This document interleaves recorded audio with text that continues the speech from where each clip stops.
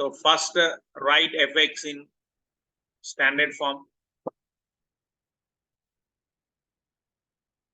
X square minus, expand here, minus px minus p minus c. Now you can write x square minus px minus of p plus c.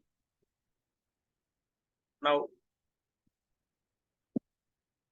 it turned into exact quadratic polynomial, right? Quadratic polynomial ax square plus bx plus c format. So given that alpha, beta are roots of fx or zeros of fx, alpha comma beta are zeros of f of x.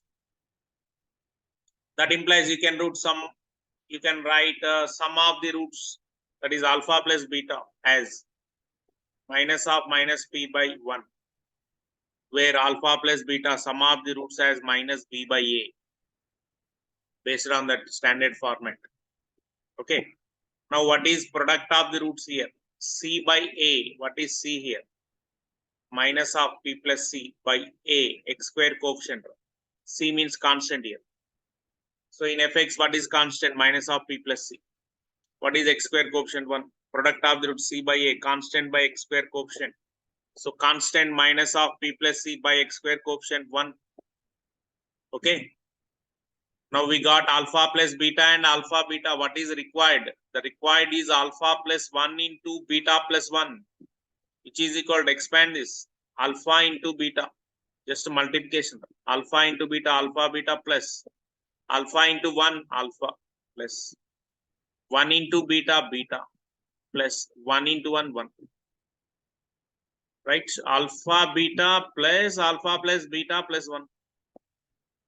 So already we have alpha beta. What is alpha beta? Minus of p plus c. Plus, what is alpha beta? P plus 1.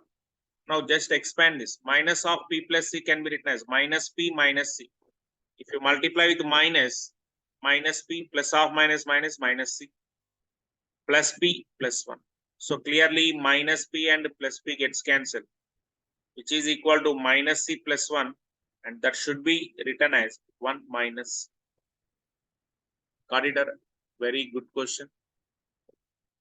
Just note it down and practice well.